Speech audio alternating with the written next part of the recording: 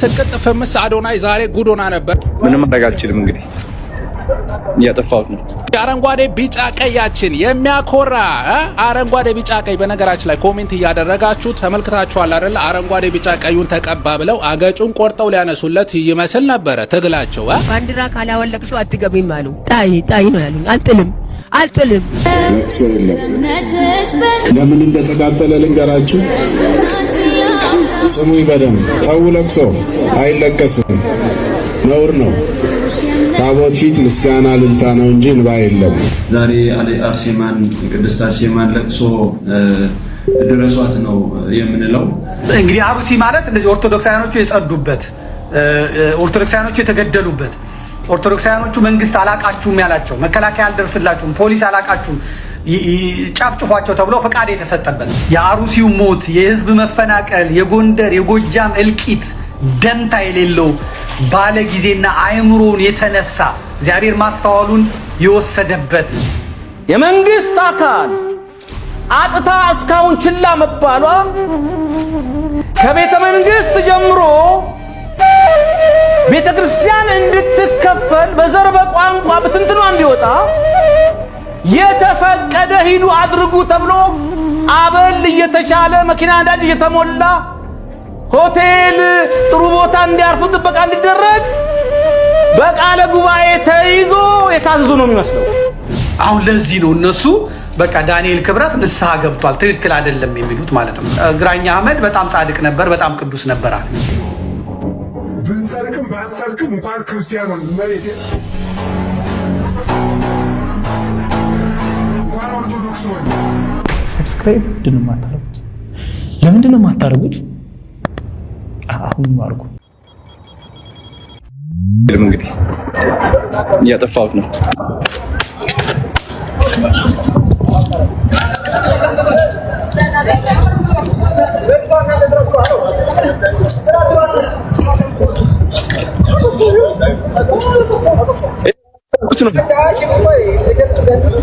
እየለቀኩት ነው። ለምን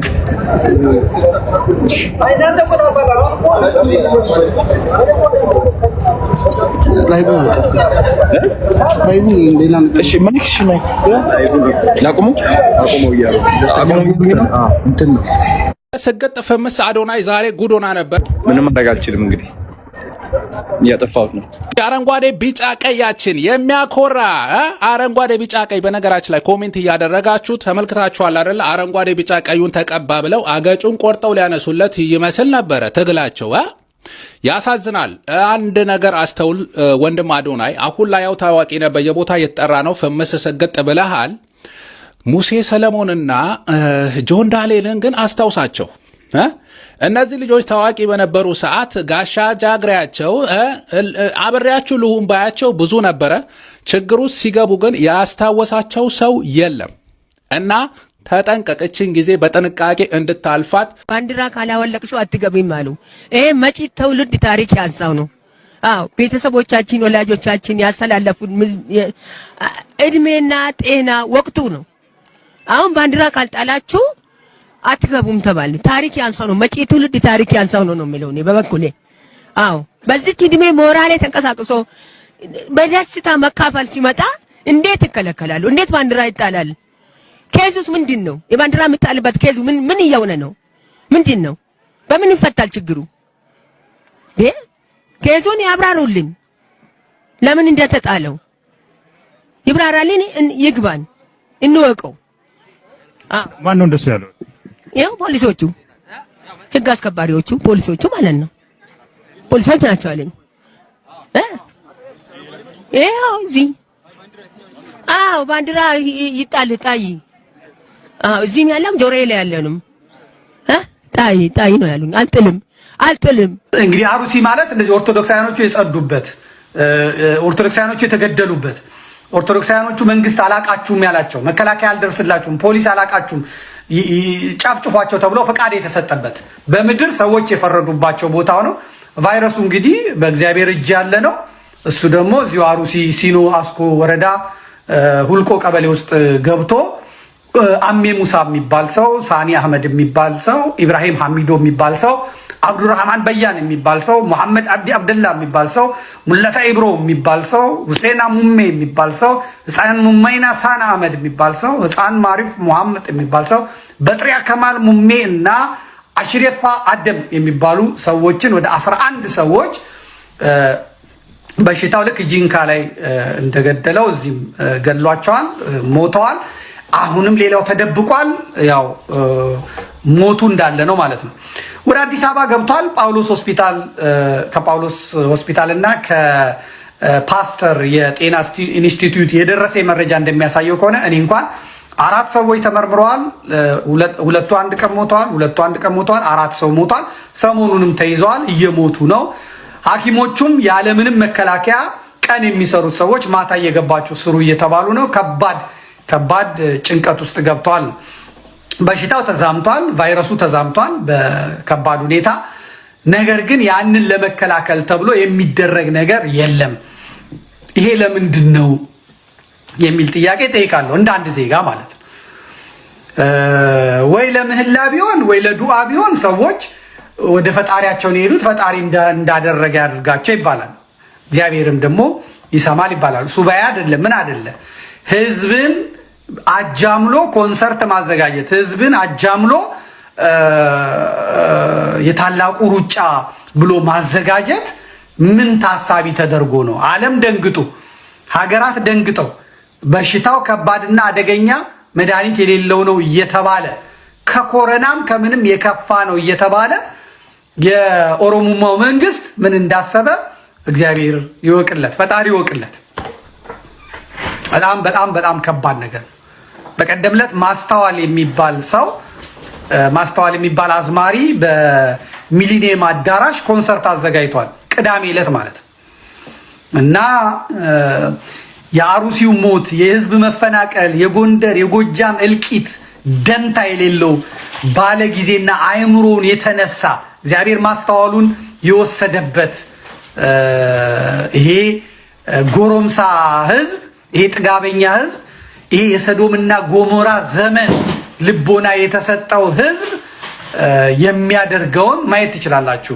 ኮንሰርቱን በዚህ መጠን ነው ሰው ተፋፍጎ ቢራውን እየጠጣ ድራፍቱን እየጠጣ በሚሊኒየም አዳራሽ ተመልከቱት ህዝቡን። ሚኒስትር ዶክተር አብይ ታሪካቸው በጥሩ ከሚነሳበት ነገር እኮ አንዱ ሁለት የነበረውን ሲኖዶስ አንድ አድርገው አስታርቀዋል ነው። መልካም ያደረገን ቤተክርስቲያን ታመሰግናለች፣ ሁለታውን አትረሳም።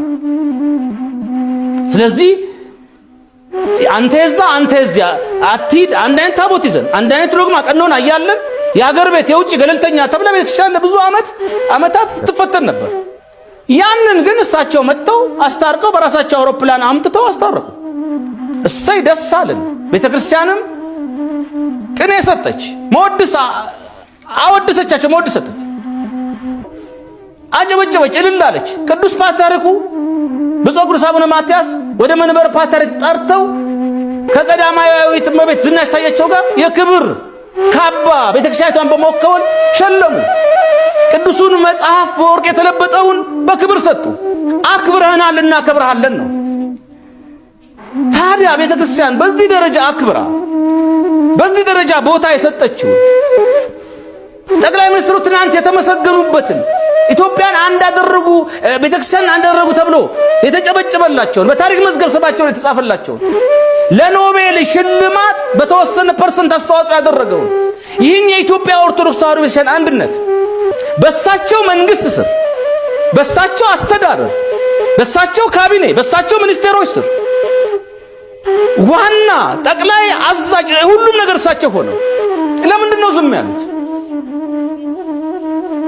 አሁን እኮ ፊት ስለሰጣቸው ከልካይ የለብንም ስለተባለ እንጂ እነዚህ ሰዎች እኮ ሊዳፈሩ አይችሉም። ከምን ተነስተው ተዳፈሩ? ይሄ ድፍረታቸው ከየት መጣ? ከየት አመጡ? ምን ቢተማመኑ ነው? ምን አለን ቢሉ ነው? ስለዚህ በተዘዋዋሪ ምንድን ነው የእነዚህ ሰዎች ህገወጥ ስራን ማድረግ? ህገወጥ ስራን ሲሰሩና ቤተክርስቲያን ህገወጥ ነው በህግ አምላክ ስትል አቤት ብሎ ህገወጡን ቡድን የሚያስታግስ የህግ አካል የመንግስት አካል አጥታ እስካሁን ችላ መባሏ ከቤተ መንግስት ጀምሮ ቤተ ክርስቲያን እንድትከፈል በዘር በቋንቋ በትንትኗ እንዲወጣ የተፈቀደ ሂዱ አድርጉ ተብሎ አበል እየተቻለ መኪና ነዳጅ እየተሞላ ሆቴል ጥሩ ቦታ እንዲያርፉ ጥበቃ እንዲደረግ በቃለ ጉባኤ ተይዞ የታዘዙ ነው የሚመስለው።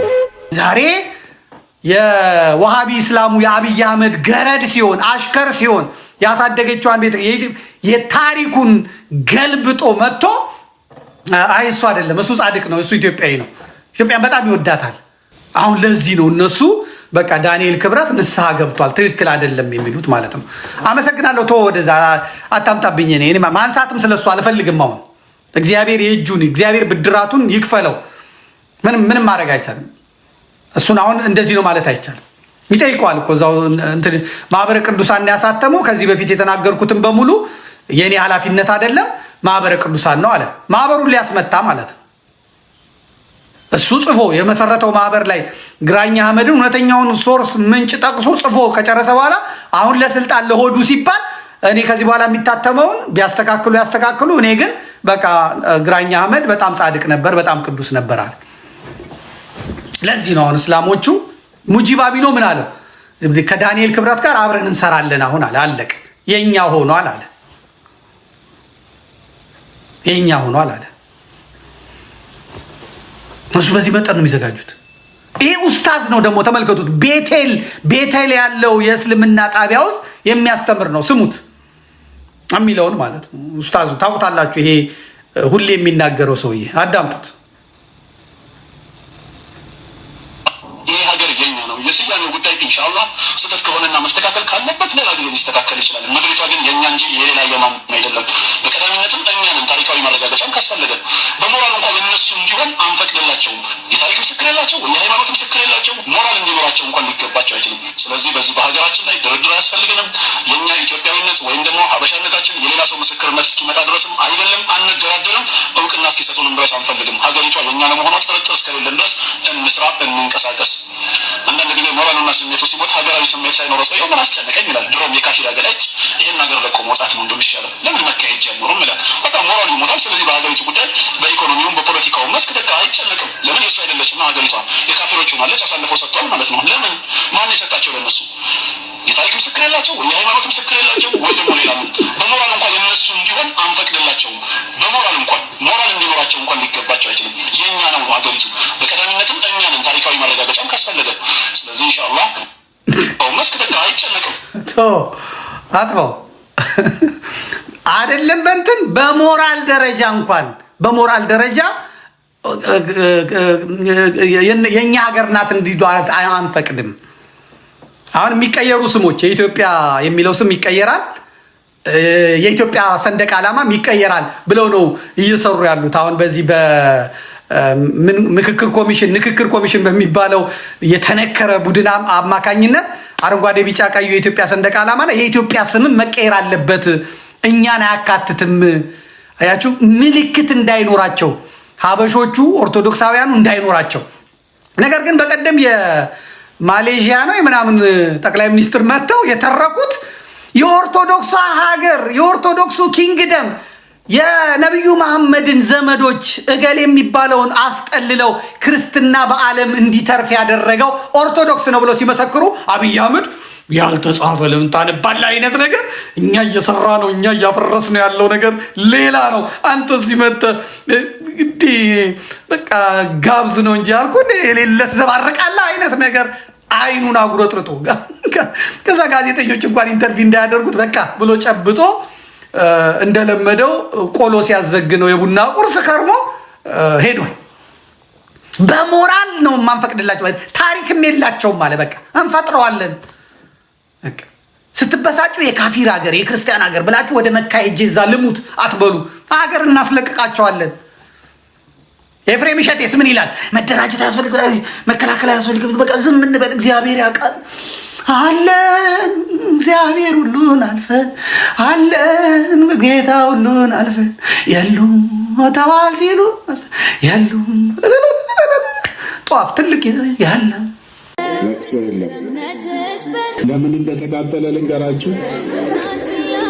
ስሙኝ በደንብ። ተው፣ ለቅሶ አይለቀስም፣ ነውር ነው። ታቦት ፊት ምስጋና ልልታ ነው እንጂ እንባ የለም። የተቃጠለው ቤተክርስቲያን ምእመኑ እጅግ ከልቡ አዝኖ ከላይ እንደምትመለከቱት እያለቀሰ ይገኛል። ስሙኝ በደንብ። ተው፣ ለቅሶ አይለቀስም፣ ነውር ነው።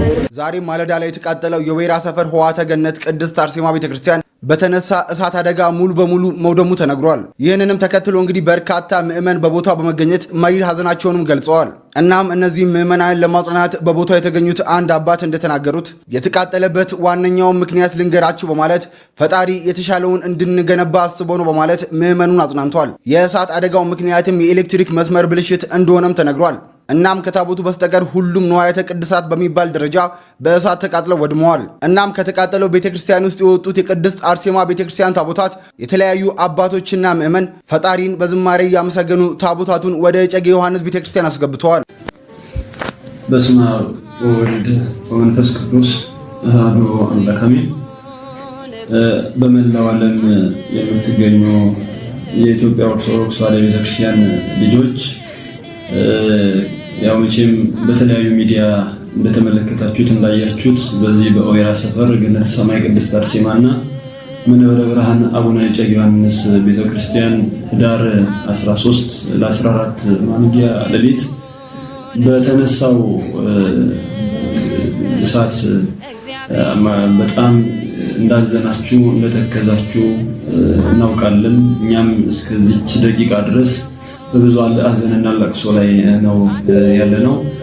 በዚች ቤተክርስቲያን የተጽናናችሁ የበረታችሁ ልባችሁ የታበሰ ልጅ ያጣችሁ ልጅ ያገኛችሁ ዛሬ አርሴማን ቅድስት አርሴማን ለቅሶ ድረሷት ነው የምንለው። እንግዲህ በመላው ዓለም የምትገኙ ኦርቶዶክሳውያን በተለያዩ ሚዲያ ላይ እንደተመለከታችሁት የቅድስት አርሴማ ቤተ መቅደስ ሙሉ በሙሉ ነው የወደመው። በዚህም ከፍተኛ ሐዘን ውስጥ እንገኛለን።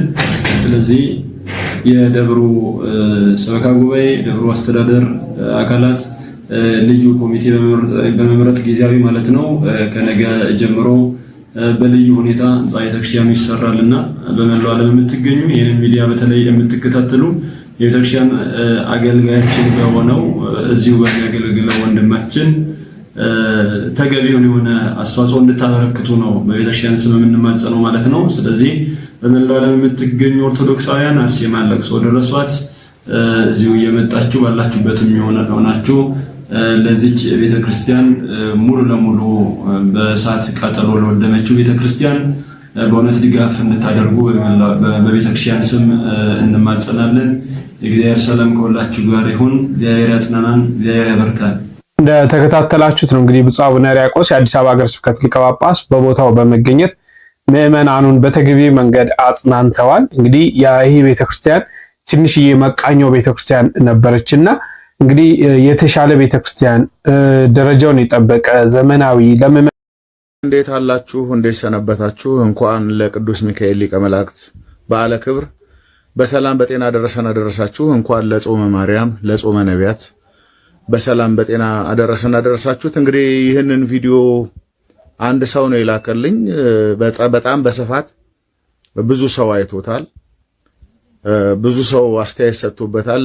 በተለይ ከልጁ ንግግር የአስተያየት ሰጪዎቹ በተለይ አንዳንድ ኦርቶዶክሳውያን ሐሳብን ሳይ የግድ በዚህ ደረጃ እንኳን ያለ ክርስቲያን ያለ አይመስለኝም። ግን ቪዲዮ ሊሰራ የግድ እንደሚገባው ስላሰብኩ ነው ይሄን ቪዲዮ የምሰራው። ይሄ ልጅ እንግዲህ እንደሚነግረን ንስሐ ሳያስፈልገው ንስሐ ሳይገባ ስጋው ደግሞ እንደተቀበለ ነው የሚነግረን እና በስዕል አድኖ ስር ተንበርክኮ ጸልዮ ብዙ ሸክም እንደቀለለው ስለሰራው ኃጢአቱንም ዘርዝሮ ነግሮ ማለት ነው። ለካህን ሊነገር ያልፈለገውን ለኔና ለእናንተ በዚህ በቲክቶክ የነገረንን ማለት ነው። እሱን እያሰበ በማልቀሱ ምክንያት ብዙ ሸክም ሲቀለው ስለተሰማው እግዚአብሔር እንደሰማው በማየት ወደ ቅዱስ ሥጋውና ክቡር ደሙ እንደቀረበ ይናገራል። እጅግ ብዙ ነገር አለቦታቸው የሚጠቅሳቸው እጅግ ብዙ ጥቅሶች አሉ እና ይሄንን ቸርነት ላካፍላችሁ ነው የምፈልገው ይላልና በጣም የሚያሳዝን ሆኖ አግኝቼዋለሁ። አንዳንድ ጊዜ ወላጆች ልጆቻችንን እንዴት እያሳደገ እንደሆነ እግዚአብሔር ይወቀው። በተጨማሪ ደግሞ አንዳንድ ሰዎች መነጋገሪያ ለመሆን በተለይ ይሄ ቲክቶክ ፕላትፎርም ያልገባበት ሰው የለም። ሁሉም ኮንቴንት ክሪኤተር ነው። ስለዚህ በሃይማኖቱ የማይደፈሩ ቦታዎች የሉም። አይ ይሄስ ይቅርብኝ፣ ይሄ እኔ አይደለም አይባልም። ሁሉ ቦታ ብቻ ሊያነጋግር ይችላል፣ ሊያስገርም ይችላል፣ በሰው ፊት ትልቅ ዝና ሊያስገኝ ይችላል የተባለበት ቦታ ሰዎች እየገቡ የሚናገሩበት ሆኗልና ክርስቲያናችን ደሳለኝ መሰለኝ ታየኝ ተገለጸልኝ በራልኝ የሚባል ነገር አይሰራም። የቤተ ክርስቲያናችን ስርዓት ቋሚ ነው። በሰዎች እይታ፣ በሰዎች ሐሳብ፣ በሰዎች አቀባበል የሚቀየር አይደለም። ቅድስት ቤተ ክርስቲያናችን ከመንፈስ ቅዱስ አግኝታ የሰራቸውን ስርዓት እኔና እናንተ ያየነውን ነገር ሁሉ ሊቀይረው አይችልም። ቅዱስ ጳውሎስ እንደው ምን ይላል? ሰይጣን ራሱ የብርሃን መልአክ እስኪመስል ድረስ ራሱን ይቀይራል ነው የሚለው። ትልልቅ ተአምራትን ሰይጣን ሊያሳይ ይችላል። በነገራችን ላይ ጌታችን የተመረጡትን እስኪያስት ድረስ ታላላቅና ድንቅ ምልክትን ያደርጋል። አንተ የተሰማህን ስሜት ብዙ ሰዎች ያልሆነ ቦታው ላይ ቆመው ሊሰማቸው ይችላል። ሰው ገድሎ ቀለል ላለኝ ሊል ይችላል። አንድ ሰው ኃጢአት ሰርቶ ቀለል ላለኝ ሊል ይችላል። ጽድቅ ሰራ ማለት ነው። አንዳንድ ሰው በደል በድሎ ነውር ፈጽሞ ህሊናው ግን ጥሩ ነው ያደረከው ሊለው ይችላል። እኛ መለኪያ አይደለንም። መለኪያዋ ቅድስት ቤተክርስቲያን ናት። አንተ እውነት ኦርቶዶክሳዊ ከሆንክ ማንም ኦርቶዶክሳዊ ወደ ቅድስት ቤተክርስቲያን ሲገባ በቅዳሴው መሃል ላይ ካህኑ ይወጣል። ዲያቆኑም መቁረርትና ሰን ይዞ ይወጣል። ካህኑ እጁን እየታጠበ ሥጋ ወደሙ ሊቀበሉ ስላላቸው ሰዎች እንዴት መዘጋጀት እንዳለባቸው አዋጅ ያወጃል። እንዲህ ብሎ ንጹሕ የሆነ ከሥጋው ከደሙ ይቀበል፣ ንጹሕ ያልሆነ ግን አይቀበል። ለሰይጣንና ለመለክተኞቹ በተዘጋጀ በመለኮት እሳት እንዳይቃጠል። በልቦናው ቂም የያዘ ልዩ ሐሳብና ዝሙት ያለበት ቢኖር አይቅረብ። እጄን ከአፋዊ እድፍ ንጹሕ እንዳደረግኩ ማለት በዲያቆኑ እየታጠበ ነው። እጁን ከውጫዊ እድፍ በዚህ ውሃ ታጥቤ ንጹሕ እንዳደረግኩ እናንተም ከምትሰሩት በደል እንዲሁ ንጹሕ ነኝ። ደፍራችሁ ወደ ክርስቶስ ሥጋና ደም ሳይገባችሁ ብትቀርቡ መተላለፍ የለብኝም። በንጹሕና ሆናችሁ ባትቀርቡ ማለት ንስሐ ሳትገቡ የቀማችሁትን ሳትመልሱ የበደላችሁትን ሳትክሱ ብትቀርቡ እኔ ከመተላለፋችሁ ከበደላችሁ ንጹሕ ነኝ፣ ኃጢአታችሁ በራሳችሁ ይመለሳል እንጂ ይላል። ቀጥሎ ዲያቆኑ ምን ይላል? ዋናው ዲያቆን ይህንን የቄሱን ቃል ያቃለለ የሳቀና የተነጋገረ ወይም በቤተ ክርስቲያን ውስጥ በክፋት የቆመ ቢኖር ይህንን ቃሉን ያቃለለ ጌታችን አምላካችን መድኃኒታችን ኢየሱስ ክርስቶስን እንዳሳዘነው ይወቅ ይረዳ። ስለ በረከት ፋንታ መርገብን፣ ስለ ኃጢአት ስርየት ፋንታ ገሃነመ እሳትን ከእግዚአብሔር እንዲቀበላል ይላል። ይህን የቤተ ክርስቲያን አዋጅ መሰረት ያደረገው የብርሃነ ዓለም የቅዱስ ጳውሎስን መልእክት አንደኛ ቆሮንቶስ ምዕራፍ 11 ቁጥር 27 ማንም ከዚህ እንጀራ ሳይገባው ቢበላ ከዚህ ጽዋ ሳይገባው ቢጠጣ የጌታ የኢየሱስ ክርስቶስ ቅዱስ ሥጋና ክቡር ደም አለበት ብሎ አማኝ ለሆኑ ለቆሮንቶስ ሰዎች ነው የጻፈው። የቆሮንቶስ ሰዎች ክርስቲያን ከሆኑ በኋላ ሥጋ ወደሙን እንዳይቀበሉ የሚያደርጋቸው እንዳይገባቸው የሚያደርግ ነገር ምንድነው ካለን ኃጢአት ነው። ክርስቲያን መሆን ድጋሚ ኃጢአት ላለመስራት ዋስትናችን አይደለም። ነገር ግን ከኃጢአት ጋር ለመጋደልና በዚያም ጸንተን መኖር መንግስተ እግዚአብሔር ለመውረስ ዋስትናችን ነው እንጂ። ስለዚህ በየጊዜው ኃጢአት ስንሰራ ንስሐ እንገባለን። ንስሐ ከሰባቱ ምስጢራት ቤተ ክርስቲያን ውስጥ የማይታለፍና ግድ የሆነ አንዱ ምስጢር ነው። ይሄ ሁሉ መልእክት እየተነበበ ያንተ ደሳለኝ መሰለኝ ነው ማለት ነው። ይሄን ሁሉ ያለፈው ላንተ ኃጢአት የቀለለ ስለመሰለ አትሳቱ፣ እግዚአብሔር አይዘበትበትም ይላል ቅዱስ ጳውሎስ። በሌላ ነገር ብንጫወት መልካም ነው። ስለዚህ የቤተ ክርስቲያን ስርዓት የሚታለፍ አይደለም። አዎ ንስሐ አባቶች ትልቅ ኃላፊነት አለባቸው። ባለፈውም በማህበር መቁረብ ይቻላል አይቻልም ሲባል እንዲህ አይነት ችግሮችን ከመቅረፍም አንጻር ጭምር ነው። ንስሐ አባቱ ሳያውቀው የሚያውቀው ቤተ ክርስቲያን ሳይኖር መቀበል የለበትም ያልነው እንጂ ከሥጋው ደግሞ አትቀበሉ ብለን አይደለም። እንዲህ አይነት አላጋጮች ገብተው ሥጋው ደግሞ ይቀበላሉ። ለራስህ ዕዳ ነው የበላኸው። ይሁዳም እኮ ስጋውን ደሙን ተቀብሎ ነበር፣ ወጥቶ ግን ጌታውን ነው የሸጠው። ስጋ ወደሙ ስንቀበል እንደሚገባን ሆነን የማንቀርብ ከሆነ ባክፋፋ ነው በቅዱስ ስጋውና በክቡር ደሙ እንጠየቃለን። ምንድነው መልክዓ ቁርባን አለ በላይ ውእቱ ዘይበልዕ ለአማጽያን ወእሳት ነዳዲ ዘያዊ ኃጥአን። አመፀኞችን የሚባላ እሳት ነው ይህ ቅዱስ ስጋውና ደሙ። እውነተኞችን በአግባቡ የቀረቡትን ደግሞ የሚያድን እሳት ነው ይላል። ስለዚህ እያስተዋለን ንስሐ የሚታለፍ ምስጢር አይደለም። አትቅረቡ ያለ የለም። ተዘጋጅታችሁ የቀማችሁትን መልሳችሁ የበደላችሁን ትንክሳችሁ ንስሐ ገብታችሁ በመከራ ካህን ልትኖሩ ያስፈልጋል። ይህን የምትሰሙ ይህን የምትቀበሉ ኦርቶዶክሳዊ ሆናችሁ ሁላችሁ በእንዲህ አይነት አሳሾች እንዳትታለሉ። ወስብሐት ለእግዚአብሔር ወለወላዲቱ ድንግል ወለመስቀሉ ክቡር አሜን። ብንሰርቅም ባንሰርቅም እንኳን ክርስቲያን መሬት